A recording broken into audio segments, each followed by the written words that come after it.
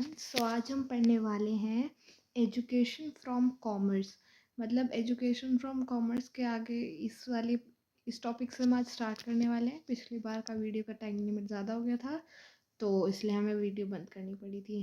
पुरानी वीडियो के जितने भी की पॉइंट्स थे वो अब हम रिवाइज नहीं करेंगे। उनका सारे की पॉइंट्स का मैंने एक जगह डॉक्स बना दिया है, वो आपको मेरी वीडियो के डिस्क्रिप्शन में मिल जाएगा।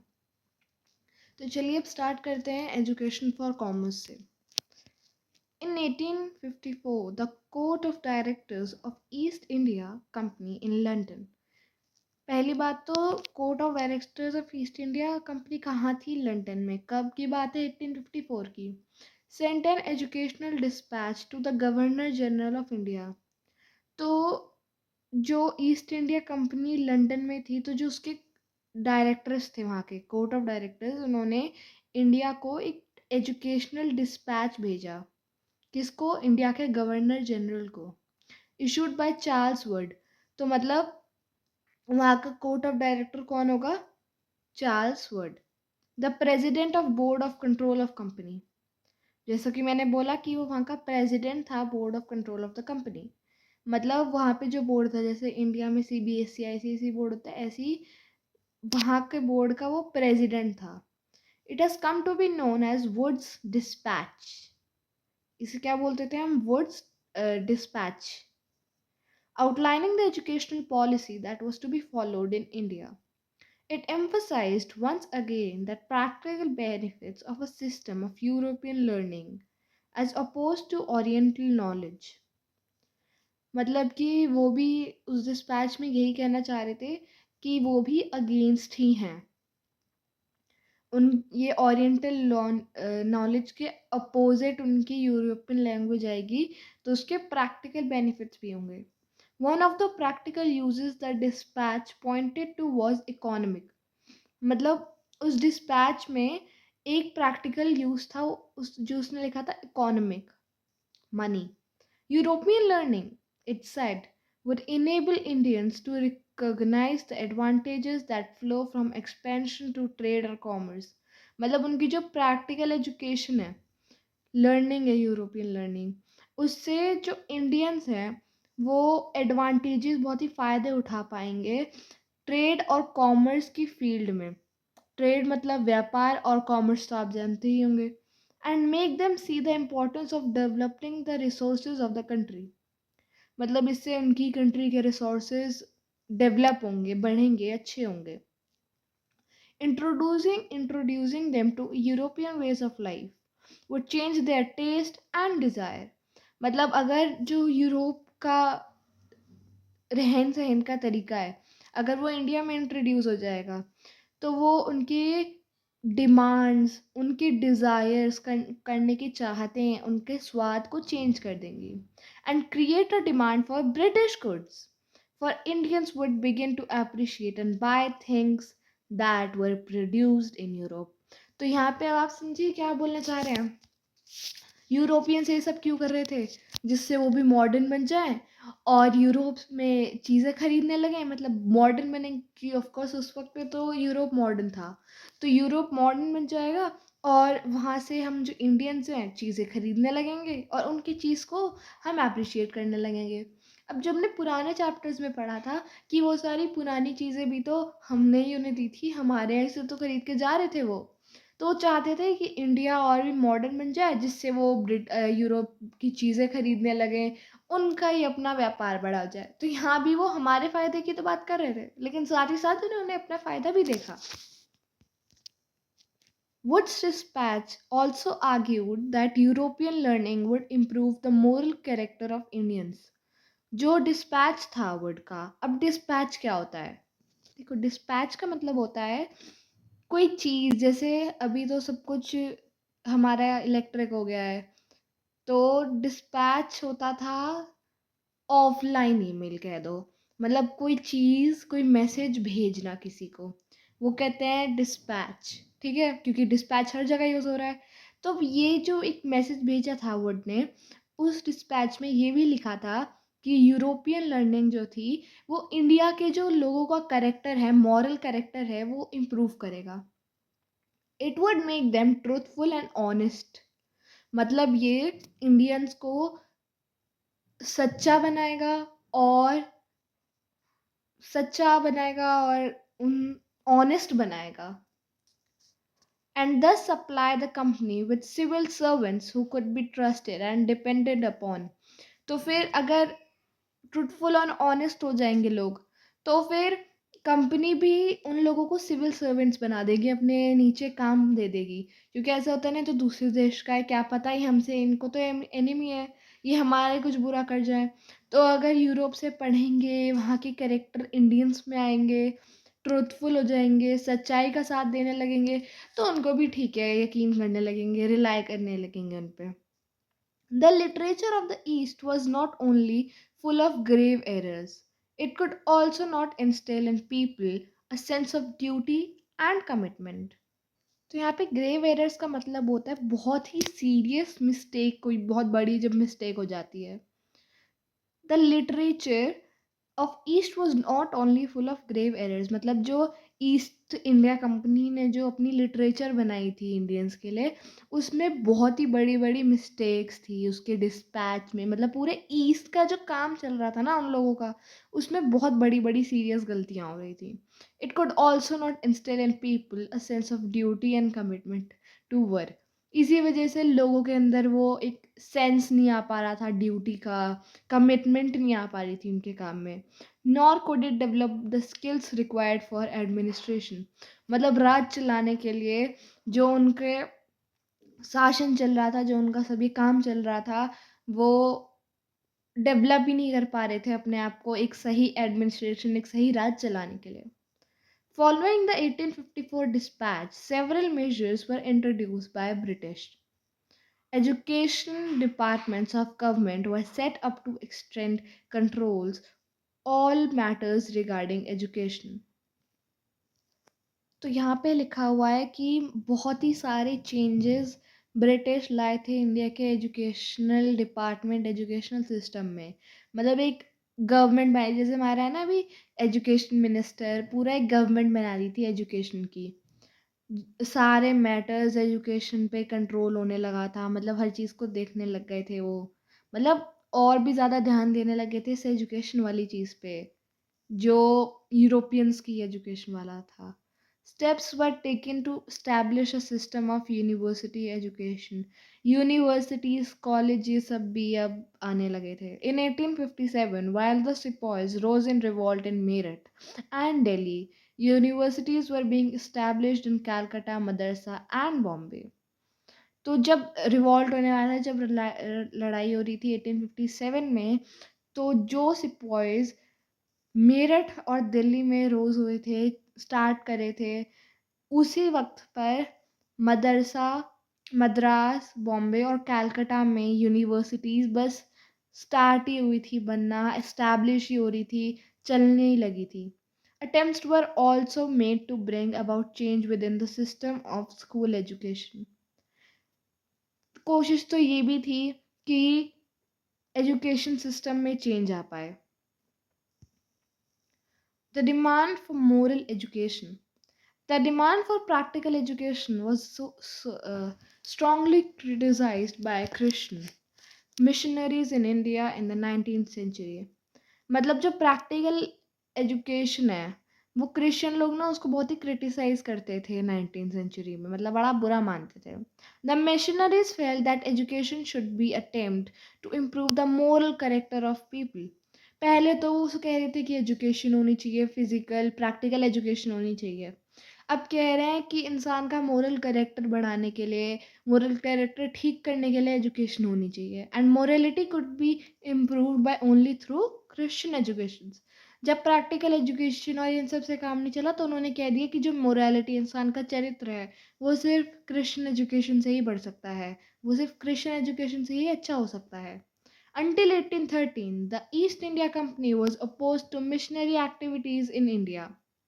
It feared that missionaries' activities would provoke reaction amongst the local population and make them suspicious of British presence in India. Enable establish an institute within British controlled territories. मतलब जो institution थे वो उसी areas में खुलने लगे, universities वगैरह, जहाँ पे ब्रिटिश का कंट्रोल था। क्योंकि ऐसा नहीं था कि पूरे इंडिया पे हर एक कोने-कोने में ब्रिटिश का कंट्रोल रहा होगा। कहीं नहीं भी होगा, बाद में हो गया होगा। The missionaries were set up a mission at Serampore in an area under the control of Danish state East India Company. A printing press was set in 18,000 and a college established in 18,018. तो मतलब जो printing press थी, जैसे जो किताबें अभी हमारी print होती हैं, वो 18,000 में इस्टेब्लिश हुई थी, और जो कॉलेजेस बनने लगे थे वो 1818 में स्टार्ट हो गए थे। Over the 19th century, missionary schools were set up all over India. मतलब जो schools थे ये वाले, वो पूरे इंडिया में सेटअप हो चुके थे हर जगह। After 1857, however, the British government in India was reluctant to directly support missionary education. अब ये missionary education क्या है? मिशनरी एजुकेशन का मतलब होता है एक स्कूल जो कि क्रिश्चियंस चला रहे हैं, एक पर्पस की वजह से चला रहे हैं। तो इंडिया में मिशनरी स्कूल बहुत ज़्यादा हो गए थे जितने रिक्वायर्ड थे। There was a feeling that any strong attack on local customs, practices, beliefs, religious ideas might enlarge native opinion. What happened to local schools? Do you have any idea of how children were taught in pre-British times? मतलब जब Britishers नहीं थे तो कोई भी idea है कि बच्चे कैसे पढ़ा करते थे? Have you ever wondered whether they went to schools? कभी सोचा है वो स्कूल जाते थे कि नहीं? क्योंकि जो स्कूल है यहाँ पे लिखा हुआ था कि जो स्कूल्स है वो कब इस्टेब्लिश हुए थे? 1818 कॉलेजेस वगैरह। उससे पहले तो प्रिंटिंग भी नहीं थी 18 से 19 सेंचुरी से। तो उससे पहले बच्चे कैसे पढ़ते होंगे? और अगर स्कूल्स थे तो उन स्कूल्स का क्या हुआ जब ब्रिटिश रूल आ गया था? तो विलियम एडम था, जैसे कि अभी हमने पढ़ा था कि जो ओरिएंटलिस्ट होते हैं उनको सारा नॉलेज होता है एशिया का, उन्हें जानना में अच्छा लगता है, तो शायद ये भी ओरिएंटलिस्ट ही होगा। ये एक स्कॉटिश मिशनरी था, ना कि कोई orientalist. The report of William Adam, लोग गए होंगे वहाँ पे जाके वहाँ के बारे में जानने के लिए। In the 1830s, William Adam, a Scottish missionary, तो विलियम एडम क्या था? एक स्कॉटिश मिशनरी था। Tour the districts of Bengal and Bihar, मतलब वो आया था टूर लेने, घूमने आया था। कौन सी डिस्ट्रिक्ट? बंगाल की डिस्ट्रिक्ट और बिहार की। He had been asked by the company to report on the process of education in vernacular schools. उसको एक रिपोर्ट बनाने को बोला गया था कंपनी के थ्रू, जो वहाँ के स्कूल्स हैं उनके बारे में। The report Adam produced is interesting, मतलब जो रिपोर्ट विलियम एडम ने दी वो बहुत ही ज़्यादा इंटरेस्टिंग है। Adam found that there were over 1 lakh pathshalas in Bengal and Bihar. पाठशाला मतलब जहाँ पे पढ़ाई होती है, स्कूल, लेकिन एक फुली फॉर्म्ड स्कूल नहीं, ठीक है। There were small institutions with no more than 20 students each, मतलब छोटे छोटे इंस्टीट्यूशंस थे जहाँ पे 20 बच्चे से ज़्यादा नहीं थे हर इंस्टीट्यूशन में। जैसे अभी हर क्लास में होता है ना 40-45 से बच्चे ज़्यादा नहीं होने चाहिए, तो वैसे इंस्टीट्यूशंस थे जिसमें 20 से बच्चे ज़्यादा नहीं होने चाहिए। But the total number of children being taught in this pathshalas was considerably over 20 lakhs। मतलब हर इतने इतने छोटे इंस्टीट्यूशंस थे कि 20-20 बच्चे आते हैं, पर टोटल 20 लाख बच्चे ऐसे छोटे छोटे पाठशालाज में पढ़ रहे थे।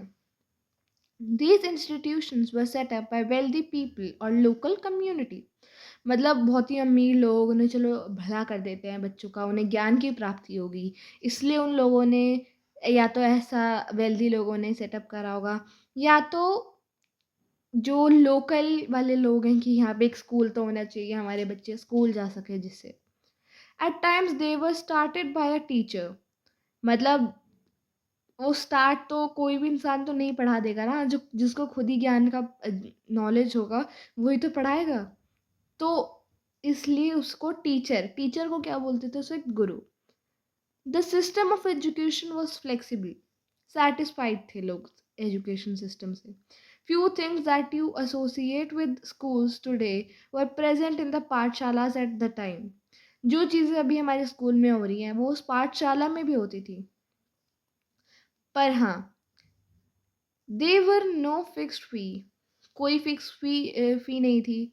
देर वर नो प्रिंटेड बुक्स. अब हमने जब पीछे पढ़ ही लिया है कि बुक्स थी ही नहीं, प्रिंटिंग का ही सिस्टम 18-19 सेंचुरी से स्टार्ट हुआ है, तो फिर ऑब्वियस सी बात है ये तो कि कोई प्रिंटिंग बुक्स तो थी नहीं, कोई सेपरेट स्कूल बिल्डिंग नहीं थी, कोई बेंच नहीं थी जैसे हम बेंच एंड चेयर पे भी बैठ के पढ़ते हैं, कोई रोल कॉल रजिस्टर नहीं थे, अटेंडेंस वाले जो रजिस्टर होते हैं.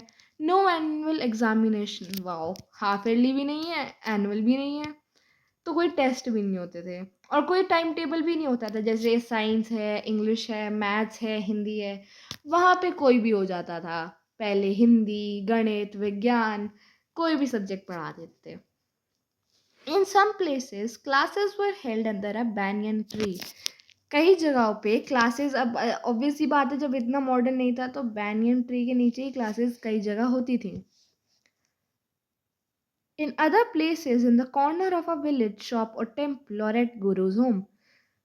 किसी विलेज में जब शॉप है, कोई मंदिर है, तभी तो बोलते हैं ना विद्या का मंदिर. टेम्पल्स में या फिर गुरु के घर पे, जैसे अभी जैसे हम ट्यूशन बोलते हैं कि हम तो टीचर के घर पे जाके पढ़ते हैं ट्यूशन, वो उनका स्कूल मान लेते थे.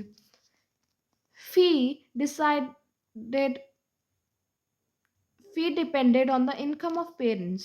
The rich had to pay more than the poor. ये भी सिस्टम अच्छा था. यहाँ पे क्या होता है, अभी अभी के वक्त में जब स्कूल में फ़ीस डालनी होती है, अमीर को भी इतनी फ़ीस भरनी है, गरीब को भी. लेकिन उस वक्त इंसान की हैसियत देख के ही फ़ीस होती थी. अगर अमीर है तो ज़्यादा पे करना पड़ेगा और गरीब है तो कम पे करना पड़ेगा. Teaching was oral and the Guru decided what to teach. जो पढ़ाई होती थी ना वो मॉरल थी, मतलब मुंह से बोली जाती थी. गुरु खुद ही डिसाइड करता था कि आज क्या पढ़ाना है. तभी तो उन लोगों में बेसिक मॉरल वैल्यूज़ होती थी, उन्हें पता था सही क्या है गलत क्या है. नहीं तो वहाँ उस वक्त में चोरियाँ भी कम होती थी. उन्हें लालच के ज्ञान पढ़ाए जाते थे, जो अब नहीं होता है. गुरु तो डिसाइड करता था. जैसे अभी हमारा मोरल एजुकेशन होता है, मोरल साइंस पीरियड, उसमें भी हमें मोरल वैल्यूज़ ही सिखाई जाती हैं. In accordance with the needs of the students, मतलब उस वक्त बच्चे को जिस चीज़ की ज़रूरत होती थी उसी के अकॉर्डिंग टीचर पढ़ाता था. जैसे अगर किसी बच्चे ने कुछ लालच से किसी की पेंसिल किताब चुरा ली तो उस दिन उन्हें लालच का पाठ पढ़ा देते थे. किसी को गणित समझ नहीं आ रही तो उन्हें गणित पढ़ाते थे. जो बच्चे को ज़रूरत होती थी जिस वक्त पे उन्हें लगती थी वो वही पढ़ाते थे. Students were not separated out in different classes, मतलब जैसे अभी के ना फर्स्ट सेकंड थर्ड फोर्थ, ऐसा कुछ नहीं होता था. सब बच्चे एक साथ बैठते थे, एक ही चीज़ पढ़ते थे. The Guru interacted separately with groups of children with different levels of learning, मतलब ग्रुप्स में बिठा देते थे बच्चों को और गुरु हर जगह जाके हर बच्चे से इंटरेक्ट करते थे, उनसे बात करते थे. जो ये विलियम एडम है, इसने देखा कि बहुत ही अच्छा सिस्टम चल रहा है यहाँ पे, जो लोकल नीड्स हैं सब सेटिस्फाइड हैं. For instant classes were not held during the harvest time when rural children often worked in the fields, मतलब हार्वेस्ट टाइम खेती का जो वक्त होता था मेन, उस वक्त पे क्लासेस नहीं होती थी क्योंकि जो गरीब बच्चे होते थे उन्हें खेतों में काम करना पड़ता था. The pathshala started once again when the crops had been cut and stored. अभी भी देखो हमारे हॉलीडेज़ होते हैं, समर वेकेशंस, विंटर वेकेशंस, उस वक्त भी जब हार्वेस्ट टाइम आता था तो क्लासेस नहीं होती थी, छुट्टियां पड़ जाती थी. फिर फिर दोबारा से क्लासेस स्टार्ट हो जाती थी जब सारी जो क्रॉप्स हैं वो कट जाती थी, हार्वेस्ट हो के सामान वगैरह के रख लेते थे, स्टोरेज हो जाता था सब. This meant that every children of peasant families could study, जिससे हर एक बच्चा पीजन फैमिली का अच्छे से पढ़ सके. अब यहाँ पे आप एक फ़ोटो देखें, ये दिख रही है, बहुत ही अच्छे से ये पोर्ट्रेट करी गई है फ़ोटो. ये फ़ोटो एक ये पेंटिंग जो है ये एक डच पेंटर ने बनाई है, फ्रैंकोइस सॉल्वलेन. जो इंडिया आया था 18th सेंचुरी में, लेट 18th मतलब 1750 और उसके आगे का सेंचुरी में। He tried to depict the everyday life of people in his painting, मतलब वो वहाँ के लोगों की हर रोज की लाइफ डिपिक्ट करने की कोशिश करता था। और वहाँ पे कुछ उसने ऐसा देखा, वहाँ पे लोग पढ़ रहे हैं, उनके गुरु ने पढ़ा रहे हैं, ठीक है। अब है new routines, new rules. Up to the mid 18th century, mid 19th century, the company was concerned primarily with the higher education. जो कंपनी थी वो थोड़ा सा परेशान थी किसके लिए, हायर एजुकेशन के लिए। So it allowed the local पाठशालास to function without much interference. तो इसलिए पाठशालास कंटिन्यू होती रहती थी बिना किसी रोक टोक के।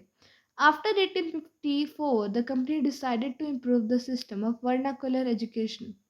1854 के बाद जो कंपनी थी उसने कंटिन्यू जो अभी एजुकेशन चल रही थी पाठशाला वाली, उसको इम्प्रूव करने का थोड़ा सोचा। It felt that this could be done by introducing order with in system, imposing routines, establishing rules, ensuring regular inspections. तो उन्होंने कुछ तरीके निकाले जिससे ये सब इम्प्रूव हो सकता है। रूटीन बना दिया, टाइम टेबल बना दिया, रूल बना दिए कि आप बंक नहीं कर सकते हो, रोज़ आना है, अटेंडेंस लगेगी और इंस्पेक्शंस, रेगुलर चेकिंग्स होंगी। How was this how was this to be done? What measures did the company undertake? It appointed a number of government pundits, e- each in charge of looking after 4 to 5 schools. मतलब government जैसे होता है ना, government teachers, ऐसे ही उन्होंने अभी एक government पंडित उन्होंने अपॉइंट करे जो 4-5 स्कूलों को देखेंगे, मतलब चेक करते रहेंगे जहाँ जाके, इंस्पेक्शन जैसे अभी होता है। The task of the pandit was to lick to the pathshalas and try to improve the standard of the teaching. मतलब उन्होंने क्या किया, अपने लोग अपने ब्रिटिशर्स नहीं चुने क्योंकि ऑफ कोर्स वो तो मॉडर्न ही होंगे, तो उन्होंने यहाँ के पंडितों को चुना। वो पंडितों का काम क्या था कि वो जाएंगे, देखेंगे और जो भी उन्हें लगता है कि जो उस जगह के लिए ज़रूरी है, जो भी इम्प्रूवमेंट करनी है वो वहाँ पे करवाएंगे, ठीक है। Each guru was asked to submit the periodic reports and take classes according to a regular timetable. मतलब हर गुरु को रेगुलर रिपोर्ट्स देनी थी कि ये चल रहा है और क्लासेस लेनी थी, टाइम टेबल बनाना था, ये सब करना था। Teaching was now to be based on text books. अब किताबें छपने लगें। Learning was to be tested through a system of annual examination, जैसे अभी होते हैं एनुअल एग्जाम्स, तो तब से स्टार्ट होने लगे। स्टूडेंट्स वर आस्क्ड टू पे a regular fees, attend regular classes, sit on fix seat and ओबे new rules of discipline. Students को रूल्स बना दिए गए, फीस सबको सेम देनी है, सबको रोज़ आना है, अटेंडेंस लगेगी, सेम सीट पे बैठना है, रोटेशन होंगे सीट्स के, और जो नए रूल्स बने डिसिप्लिन के वो फॉलो करने हैं। पाठशालास which accepted the new rules were supported through government grants. Those who were unwilling to work within the new system received no government support. मतलब जो बुक्स वगैरह का था, जो पाठशाला मान गई, ठीक है, आप जो बोल रहे हो उन रूल्स को अपने पाठशाला में लागू करेंगे, उनको गवर्नमेंट की हेल्प मिलेगी, उनको गवर्नमेंट का सपोर्ट मिलेगा। पर जो लोग इसके साथ जो कोलैब नहीं करना चाह रहे हैं, एक तरीके से बोले, जो लोग साथ में नहीं जुड़ना चाह रहे हैं पाठशाला के, उन लोगों को गवर्नमेंट का कोई सपोर्ट नहीं है। आप अपना फ्री फंड में चलाओ, प्राइवेट स्कूल्स जिसे कहते हैं। Over time, gurus who wanted to retain their independence found it difficult to compete with government-aided and regulated पाठशालास। मतलब जो गुरुज थे उनको अपनी इंडिपेंडेंस बनानी थी, लेकिन थोड़ा उन्हें दिक्कत आ रही थी क्योंकि ज़्यादातर बच्चे क्या थे, अरे वो तो स्कूल ऐसा है, वो ऐसा है, वो दूसरे स्कूल की तारीफ करने लगे थे, है ना, तो थोड़ा कंप्यूट करने में उन्हें दिक्कत हो रही थी। The new rules and routines has had another consequence. In earlier time, children from poor peasant families had been able to go since the timetable was flexible. मतलब वो कभी भी जा सकते थे, टाइम टेबल ऑब्वियसली फ्लेक्सिबल था। The discipline of new system demanded regular attendance. Regular attendance होनी थी, हार्वेस्ट के वक्त पे भी जाना था, पुअर फैमिलीज को काम करना था, तो बच्चे बच्चों के अंदर ना वो काम पढ़ाने की एक लैक होने लगी थी, कमी होने लगी थी। अब the agenda for a national education हम नेक्स्ट पार्ट में पढ़ेंगे। तब तक के लिए thank you very much. Revise what has given.